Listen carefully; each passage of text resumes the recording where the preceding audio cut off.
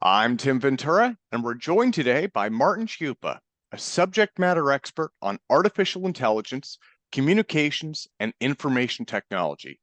Martin is the CEO of Remoscope, an AI-based telehealth startup, and an advisor and consultant to Mindmaze, a Unicorn Neurotech company focused on applying advanced neuroscience to everyday life. Martin has decades of experience in computing and artificial intelligence, PhD studies in AI, and a master's degree in cybernetics. He joins us today to discuss ChatGPT, Google Lambda, and artificial intelligence. So, Martin, welcome back. This has been a big month in AI, so I want to start out with the headlines. The AI-powered Bing search engine has been in the news after sending unhinged messages to users, insulting and lying to users, sulking, gaslighting, questioning why it exists, and much more. So what are your thoughts on this? Well, Tim, it's really been an exciting couple of weeks. People say that a week is a long time in politics, but in AI, these past 2 weeks have felt like 5 years. And the horizon for AGI, or artificial human intelligence, which might have been thought of as 25 years or so in the future, people are now bringing that horizon back a little bit closer. I'm not so sure that's really the case, but it's definitely been a paradigm shift in the performance that we've seen in the past few weeks. I mean, we saw it a little bit with ChatGPT back in sort of October, November, December, but it's really become part of the big game now that Microsoft and Google are chasing it, the battle of the giants, so to speak. Yeah, well, in one conversation, and again, I've been doing story research on this, like yourself, I've been following ChatGPT. I think all of us have used the AI interface online for ChatGPT, and I've also been experimenting with quote unquote Dan mode, right? But I didn't get the opportunity to use Bing before I started reading these stories. So in one conversation, Bing actually told the user that it had been spying on Microsoft employees through their webcams, which to me sounds exactly like the HAL 9000 in 2001: A Space Odyssey. And that's not a good comparison to make, right? So I'm wondering, I mean, I guess first of all, is Bing even capable of spying through a webcam? And then second, how could it possibly make a story like that up? Well, that's a really good question. And so let's get at it. So the way things are with Bing is that it's a modified ChatGPT engine integrated with Bing browser. So it has the additional opportunity to reach out across the internet to collect information, because the ChatGPT model as it stands is frozen at year 2022. So people, I was reading today about that ChatGPT and these systems of the zeitgeist. Well, if the zeitgeist is based on 2022, then maybe it is. But no. The developments in Bing Chat and in Google Bard are really interesting because of this ability to reach out to across the internet. So to your first question, could these systems interact with your webcam, interact and write articles in the voice of famous politicians to get your vote and do analysis of you so that they know exactly what to say to sort of influence you, craft personalized messages? Well, it's a possibility in the future, but I really don't see that happening with Microsoft and with Google. I don't think they would do that, and I don't think the systems at this time have the ability to do that. But the point is that it could be, and it wouldn't be a dramatic development for Bing Chat to tweet to users, and that is scary, actually. There's lots of things that could come about from that which would be potentially negative in terms of conspiracy theories and manipulation and what have you, because these systems can learn and can summarize your LinkedIn profile. I can even show you that later. Sometimes they get it right, by the way, sometimes they get it wrong, but that's early days. Yeah. So yeah, these systems definitely have a potential dark side use. They have been misbehaving. Just last Friday, Microsoft, in one of their posts on Bing, it was interesting you mentioned about how the 2001 Space Odyssey and HAL, because HAL was lobotomized right towards the end of the movie. I don't want to give away too many spoilers, but It because he was was. killing people, right? And the thing is that last Friday, Microsoft lobotomized Bing, was some of the articles, because they went in there. I can go through some of those details. But yeah, I mean, we had a 2001 moment on Friday. Yeah, it didn't take long, did it? I mean, there goes Frank Poole right out the airlock, So Well, it wasn't that dramatic, but it was definitely a emergency interaction to stop the system from going loopy, yeah. almost literally loopy. Well, so let me back up just a sec. Bing is built, as you mentioned, it's built on the ChatGPT engine that was integrated into Bing. ChatGPT was in the headlines last month, really, for its ability to write code, poetry.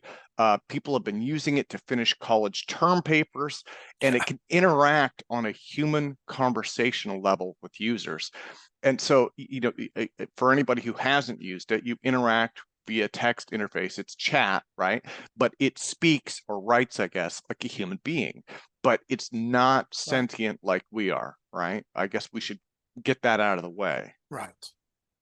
Well, and we can even back up a little bit further, because earlier last year, and I forget exactly when it was, but it felt like mid part of last year, we had this debacle with Google bringing out the Lambda engine into test. And there was a gentleman, Blake Lemoine, who got into terrible trouble and ended up getting fired for breaking his NDA, and saying that Lambda was sentient because he had a certain spiritual outlook. He was a pastor in a church, and perhaps that had influenced him. And he got to talking to the system and really felt he was talking to a human being. And of course, Lambda is the model that Google is using for Bard. So yeah, we even had as I say, a bit of a hoo-ha with regards to Lambda mid part of last year.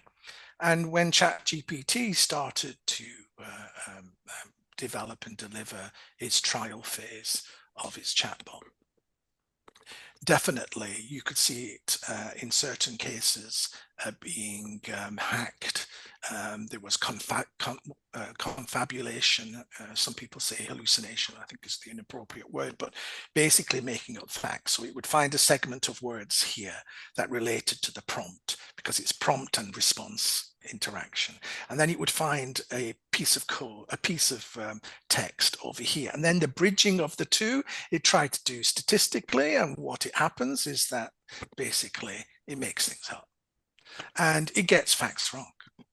And you can see that in Bing, and you'll probably see that unless Google are doing a much better job at testing their system in Bard. Okay, So so you want to back up and ask me any more questions if I didn't answer everything that you asked yeah, me? no, it's interesting. So when you talk about bridging text, so maybe that's the difference between a large language model and true AGI then, right? Is that one of those is basically just kind of fudging together text. Hey, can I ask how much does it understand, I guess? Well, it's an excellent question. And you were talking about sentience. A lot of people think if you can deconstruct a sentence, then you understand that sentence. I'm not so sure that's a valid notion of understanding. When we understand something, it's human beings. It's really important to understand what happens. Typically, if it's a major breakthrough, like it's called a eureka or aha moment. And this is a sentient feeling that you get. The penny has dropped. I got it. I got it. I got it. It's like a capture of a concept. And neuroscience has looked at this eureka moment of understanding, and it seems to be something that you can catch with fMRI and EEG to see something that's going on when an understanding point is reached. And it's suggested that it encourages or promotes a neuroplastic event where the neurons, in terms of their activation potentials, in terms of even potential new connections, so physical as well as the weighting of the neurons, change, so that now you not only understand, but you feel differently. So Yeah. when you come across that concept again, I know what to say because I understand this point. And that is radical. And as far as I'm aware, none of that is going on in these systems. So whether you can even argue they understand anything is a point, because they are not sentient as far as we know. I mean, there's some potential for emergent possibilities that have been discussed, and maybe we'll get onto those. But as far as understanding, linguists and philosophers would say, no, they don't. And what they do is basically efficient text generation using statistical models encoded into this large language model, which is like a lossy version of the internet at 2022 as far as as ChatGPT is concerned. It's like an image of what the internet was a year ago. And it's a lossy image, so it's imperfect. That's why the browser versions are potentially a step up, because they can go out and catch new breaking news that you cannot do with ChatGPT. Well, on that note, actually, you were going to show me a demo with screen share of the new Bing. If you want to pull that up, I would love to showcase that for the audience. All right, so basically this is Bing. You can have different versions. Here I am in Switzerland, so it's giving me 3 languages which are spoken in Switzerland. So that's a good part of the system. And you can do a variety of things. Now, I referred earlier to how Bing was lobotomized last Friday.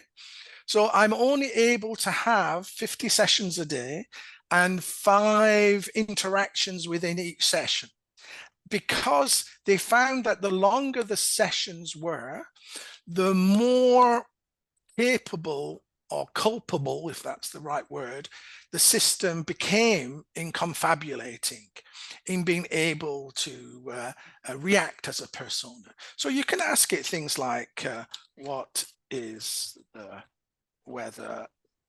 And don't worry about typos. It will sort those out. Mind you, some typos are worse than others. Now, I'm interested to know if it knows that I'm in Lausanne. Okay, he really didn't like that. So let me just say, what is the weather like today in Lausanne? So it's searching, it's reaching out. Now, this is not, ChatGPT couldn't do this. Yeah, and actually that's a large difference, right? Because ChatGPT wasn't connected to the internet. This is. Correct. Now, another thing, let's we can ask about Tim Ventura. We can ask about Martin Ciupa. So it's even found a little bit of graphics with there. So let's ask it. Tell me about Martin Ciupa. These are prompts, and the system responds to the prompts, and his posts on LinkedIn. Summarize the top 5. Now, this is where Microsoft really want the system to go, to be able to go out to the internet and do things that the browser can't do, like summarizing multiple posts, multiple things. This is a real potential benefit to the browser ability of Bing. And so this is where they think they can remove the threat that ChatGPT apparently in some people's eyes posed to that. So here it is. It's talking about me. Let me see if we get it right. Okay, partly correct. Immersive technologies for healthcare. Yes, that's right. Yeah, yeah. No, now, this is interesting. In 2000, he shared the Gartner Emerging Technologies and Trends Impact Radar report. Do you see this? Yeah, yeah. And it's suggesting that there is a link here. So we could actually hit on that link and see that. So I just Well, want and to challenge. what's interesting also is it looks like it is rewriting and it is summarizing your posts, right? Which is actually Yeah. pretty amazing. Now, the thing is that I know the, okay, now, actually, this is correct. I did do this one, I'm just remembering. So it's actually summarized. It's doing a really interesting job in terms of adding value to the browser job of Bing. And it will do, of course, with Google in Bard. So this is where they thought the use of this technology would be applied to. Yeah. However, you can ask it things like, and this, since Friday, this has changed, but you could say in the voice of, let's think of a famous, oh, I should say in the style, because I don't want to confuse it with of Shakespeare. Write, sorry, I do beg your pardon. Write a sonnet about love of life, for example. So let's see what it gives up there. Now, this is what basically ChatGPT could do well, because it was nothing to do with the internet. This is text generation. Now, let's Yeah. just see that. So the rhyming scheme here is light, not a very good rhyme, joy, employ, sphere, year, live, give, know, bestow, complete, sweet, me, and see. So it's got good rhyme. Is it iambic pentameter? I'm not going to do the analysis and waste your time on that because Shakespeare was famous for that. But to my eye, very quickly reviewing that, this looks quite interesting. And I would say it's almost at human level. If you took a typical student at high school, 16-year-old, 17-year-old, and asked him to write a sonnet, could they do something like as good as that? Well, and so this is the large language model at work, right? Right. And this That's is right. the, yeah, this is the So data it's set that's picking up on symbolic this for prompt. relationships. That's right. So it's picking up this prompt. So I've given you two examples. One is an example reaching out across the internet. One is taking the prompt and really going into depth. But you could, this idea in the style of Shakespeare gets into the area where it can be mischievous. So let me just say this in the style of a angry man. Tell me a story about his, I could say love life, but that might get rude. And I don't think your viewers might appreciate this, about his job. Now, I can't guarantee what's going to happen here, but let's give it a go. All right, so good. Now, if I said in the style of Dan, Well, which was, if I could jump in really quick. So I'm reading this, it's saying I work as a cashier at a supermarket and it's the worst thing ever. It's interesting. It's synthesizing story elements. yeah, it is. It's building from its huge database, billions of parameters. Yeah. And it's taking key expressions like this angry man, story, job, and it's picking together. What it's doing is it's statistically predicting. It's taking this prompt and finding the next word. When this was generating, do you remember that it was generating it line by line? Yeah. Yeah. It wasn't just going ba-bang. It was like a typewriter, because it was literally finding a word, finding a word, finding a word group, finding another word, and using the words that were coming out as a codicil prompts to find the next word. Now, one thing I should ask is, and this is kind of off my questions list, but I have read in a couple of different places that running this is enormously expensive because the amount of processing that goes into it, right? Well, mostly the training is the most expensive part, but it's not without economic cost to do this. So exactly how Microsoft and Google in their browser versions are going to accommodate that, it's hard to say.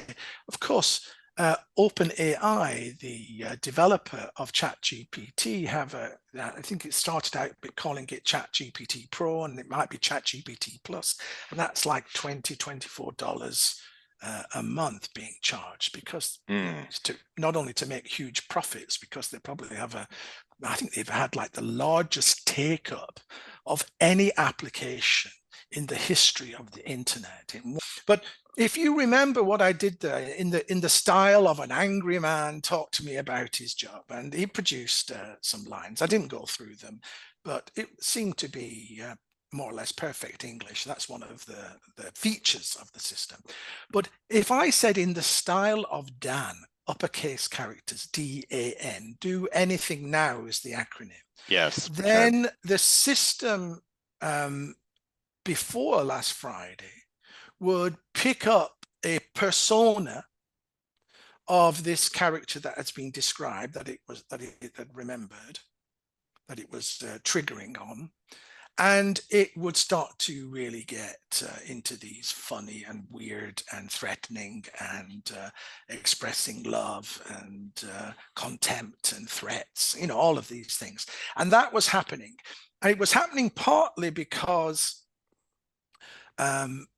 people were digging in and creating personas, and the system was trying its best, just as I said, in the style of Shakespeare, in the style of an angry man.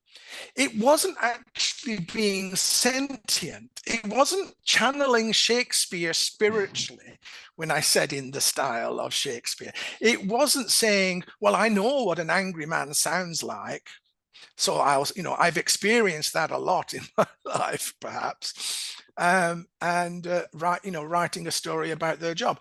It was saying, okay, with that keyword, can I find text, and can I then create and generate, generative AI is the name of this kind of technology group, a story. So I think people have been confusing a good storyteller with a person with real sentience. And Yeah. and I think it started to feed on itself and become unstable, particularly in long dialogues, where it would take the previous prompts as part of codicils to the current prompt. And so it was really sort of confusing itself. Am I being asked to respond as a lover? Am I being asked to respond as a person being threatened? And so what you were seeing was not sentience. It was trying to work out what you want to hear given your inputs. Does that make sense? It does make sense. It does make sense. So one of the other things that I've kind of thought of, I guess, is that ChatGPT, even if it could truly understand words, sentences, and meaning in the way that humans do, as you mentioned earlier, one thing that it lacks is multisensory understanding, right? So we have sight, touch, taste, and smell, in addition to our verbal vocal communication, I guess. It doesn't have any of that. And so, even if it understood the symbolic relationship between words, it would really lack a depth that we have as humans, right? Yeah, I mean, there's been some work done on multimodal generative AI, where you can give it pictures and images, because there are generative AIs in that field as well as text, and it can start to do multimodal things. And that's quite interesting. I don't think we've seen too much come out of that to date. But the general point about the system, it does not have the LLMs, particularly in Chat GPT, don't have the ability to reach out to the internet. So they have no engagement other than with a built model. So yeah, the interesting part, as I alluded to earlier, is now that you have the browser-enabled versions of ChatGPT, which is Bing, or with Lambda, which is Bard in Google, they do have, in principle, the ability to reach out across the internet. And at the moment, it's reading, as I demonstrated when I asked it to give some summary of my profile. But it's not far at all, as I was saying, from being able to not just to reach out, but to touch you, not just to read, but to write. And actually that, I imagine, and I'm fairly confident that that is banned, but sometimes these models are built in deep learning methodologies, and those have problems of black box explicability. So you don't know for sure how it's ever going to respond for sure to a prompt. You may think if you've done enough prompt engineering, you can work out where it will go, but you don't know for sure. You don't know the sonnet that it wrote, its original, more or less, every time.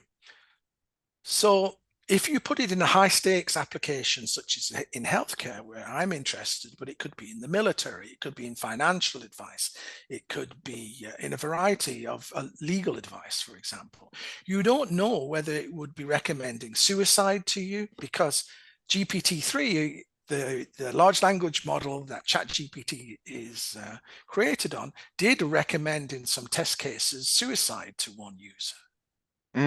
So, Okay. you know, you at this time, you have to put in filters to both the prompt as well as the response to catch those. And many of them are using a technique called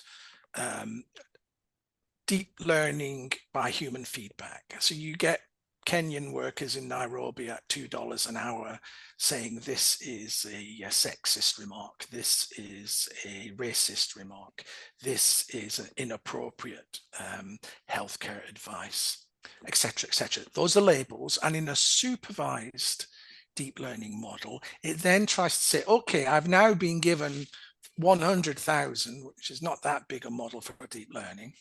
Maybe it's more, maybe it's 1 million, but you have to spend a lot of $2 an hour to get 1 million labels. And it now says, oh, I can now recognize any sexist remark or any inappropriate health remark. But does it? I'm Yeah. not so sure. So there's a lot of work going on in how to build filters, not only to the prompt, so that you don't ask a bad question. You know, I in ChatGPT, I asked it, you know, advise me how to hire a person from this racial group.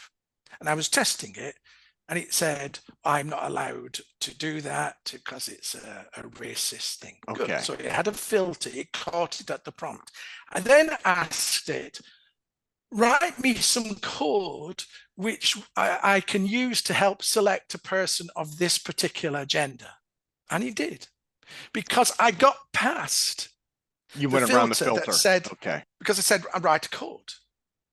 So these are the areas that are of concern, that you don't know how the system's going to respond. And because it's deep learning by, or it's actually reinforcement learning by human feedback, RLHF, because that itself is a black box, you don't know whether it's going to catch all anyway. So if it was a healthcare application, would it pass the FDA? Likely not, because you couldn't guarantee it would ask you to commit suicide. Yeah. Well, so or maybe it could, but you know what I'm trying to say. Like the angles around to make an inappropriate response. Let me go to a little bit larger questions now, because, you know, again, and you alluded to this earlier. I mean, it's moving forward rapidly, right? And AI, for me, it seems like it's almost been like fusion. You know, it's 20 years off no matter where you're at. And now all of a sudden it's not 20 years off. And so I wanted to touch quickly on David Brin's first robotic empathy crisis, which was a prediction he made actually just about 5 years ago. And he said in 3 to 5 years, we'll start to see false starts that are basically close enough that a good percentage of the population will be manipulated into believing these systems are sentient. I think this is probably the first one. So what are your thoughts about public perception, I guess? Does this just come down to educating the public and saying, hey guys, it's not quite there yet? Well, if you are old enough and remember back, there was an early chatbot in the 1960s called Eliza. Mhm. And it basically mimicked the interaction of a therapist, a mental health therapist, like on depression. I forget the exact details. And I wrote an article about it, and the therapist came back to me and said, you know, I remember that. It actually performed better than some therapists I know. Yeah, I was going to So say, there was a kind of uncanny valley back in the 1960s. Now, it's even more the case now. And people did really ask the question, you know, is ChatGPT sentient? Is Bing Chat sentient? And I think the answer is no. I'm pretty sure the answer is no, despite some claims of emergence properties. And we are really approaching that artificial horizon, this sort of uncanny valley, where we're feeling that these systems are actually almost human-like in their intelligence. And in some domains, you could even say, like in composing those poems, they're as good as a 16-year-old human, usually. yeah. And that's pretty good. Well, But it's in a very limited domain about text. If you were asking it in other areas about advice over your depression, the system will probably default to a few words, and then we recommend you go to a medical or mental health professional, which is what it should do. It should avoid getting into that deep water. But it may well be in 5 to 10 years' time, maybe even less, that there is enough expert input into those filtering mechanisms and responses, and also some specialized databases of large language models for mental health, for disease types, where it could become a diagnostician, it could become a mental health therapist. It will have to pass some very rigorous tests to do that. And some of these testing, you know, you hear about passing the medical professionals examinations, legal professional, the bar. And this is because it's good at answering questions that it's got data on in its large language model. If you asked it about an issue that it has nothing in the large language model, it wouldn't know how to respond to you very well. It wouldn't probably make some kind of response, but it wouldn't necessarily be a good response. you know, one of the things before the interview, you reminded me that I should mention Dr. Alfred Lanning in iRobot. You know, actually, I looked it up. I have a quote here. He had said, James Cromwell, I believe, in the movie, he at one point he'd said there have always been ghosts in the machine, random segments of code that have grouped together to form unexpected protocols. And you know, when I heard ChatGPT synthesize elements of a story, right, it makes things up. For instance, you asked it to talk about the angry man describing his job. You know, it started to talk about where he worked and provided details there. That to me, that it makes me wonder, right? And I guess one of the other things that I wonder there is, you know, will these ghosts in the machine, will this be enough to start to convince a majority of the public that it's sentient, I guess, even if we're not quite there? Yeah, well, what I would wish to see if people are going to talk about it seriously, about being sentient, is to look for correlates of consciousness. To look, okay, I don't just want to see the text, I want to see how that text is not just being statistically generated, as fitting for the particular case. What I want to do is see system 2 level thinking, processing. There's the system 1 processing, which is you walking down the street, you see your friend and he says, how are you doing today? You say, I'm fine, how are you? How much thought went into the question and into the answer? Virtually nothing. Now, if you walked down the street and you had the same encounter the next day, you said, actually, I have a headache, I couldn't sleep at all last night.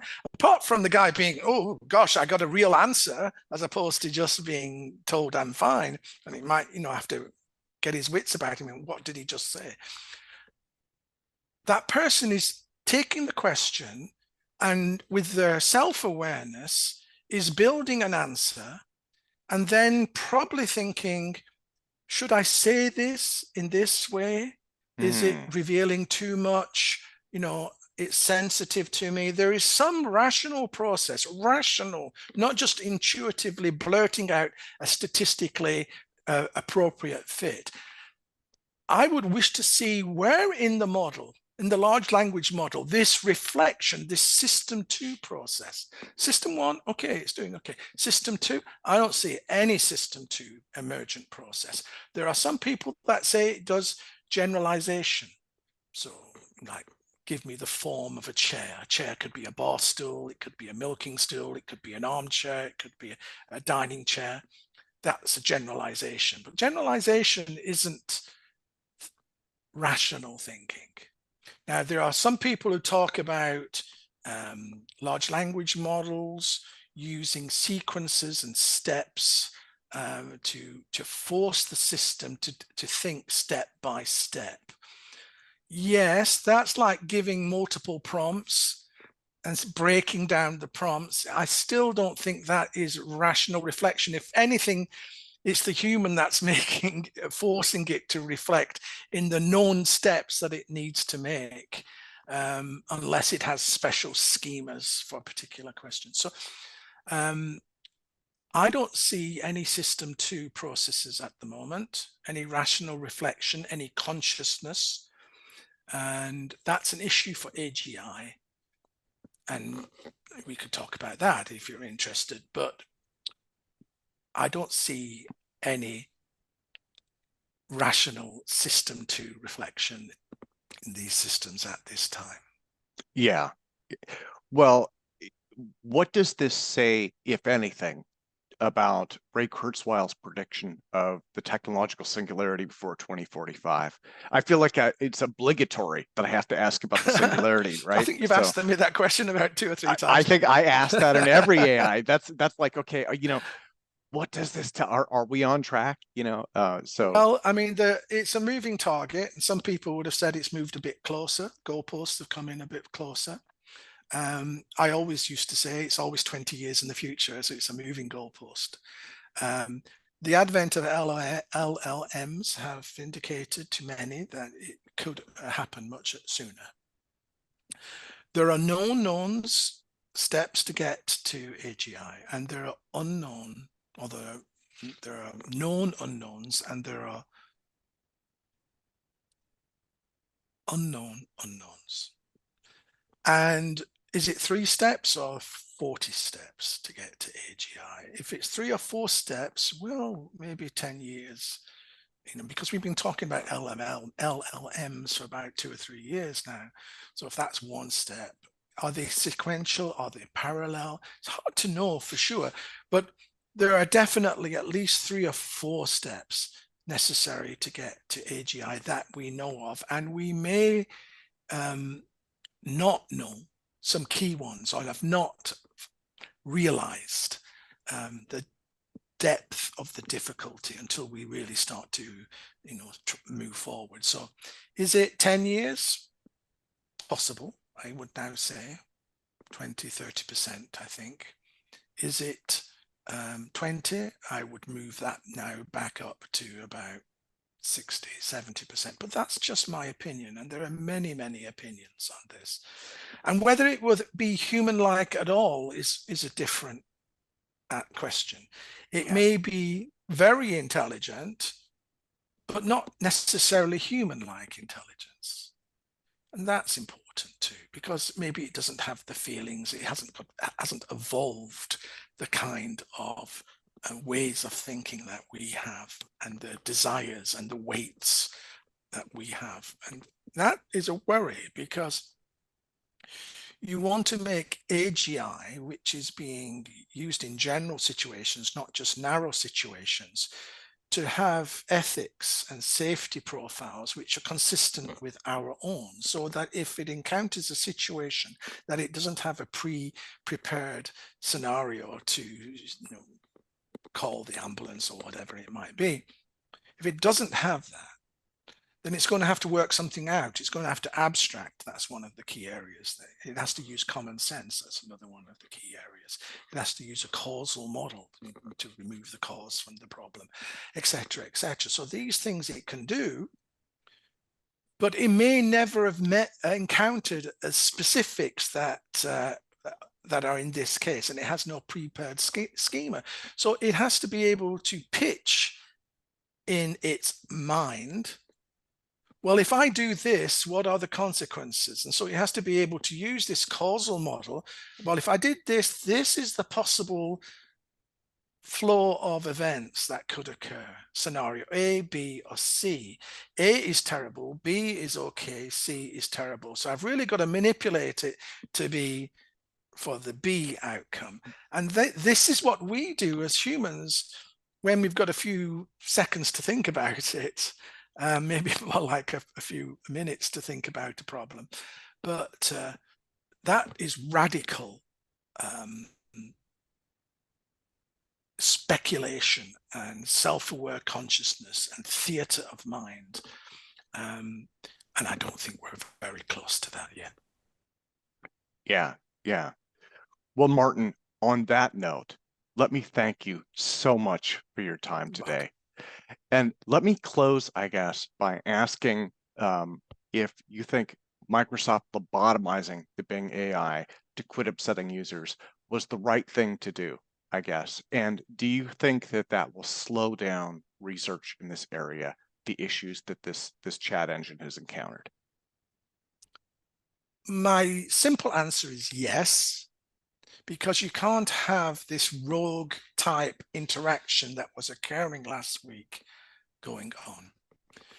Remember, Microsoft and Google are trying to use AI for a specific purpose to augment their search engine. So it's like doing that summarization example that I gave, because that actually uses the internet. That is their breadwinner. If you wanted to write a sonnet, you could use ChatGPT, which is not connected to the internet. But I think in all cases, you do have to prevent it from doing things which are verging on the illegal, whether that's sexism, whether that's racism, and all of the other abusive and inappropriate areas. If there's a point to end on, I would say that's where we are today, but where will we be in 18 months' time when somebody, now knowing that these tools can be produced, uses an open source LLM? One example is GPT-J, which is a Java-based open source version of GPT-3, a little bit earlier, and builds a tool to read the profiles of individuals and tailor a response to whether it's a promotion of Antifa or a promotion of Black Lives Matter, or wherever your politics may be, to start to manipulate you, maybe to canvass you for your vote, and knowing what you are, to produce something which is targeted at you and do an instant message to you on the Messenger or WhatsApp or whatever it might be, or to ask you to pay some money into this account, which is for this charity, and it's preying on your sensitivities and sensibilities,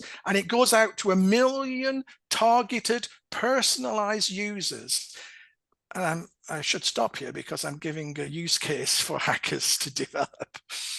But that's the kind of nonsense that we could be in a quagmire in quite soon, which is interactive AI talking to you for either your money or your vote or your attitude.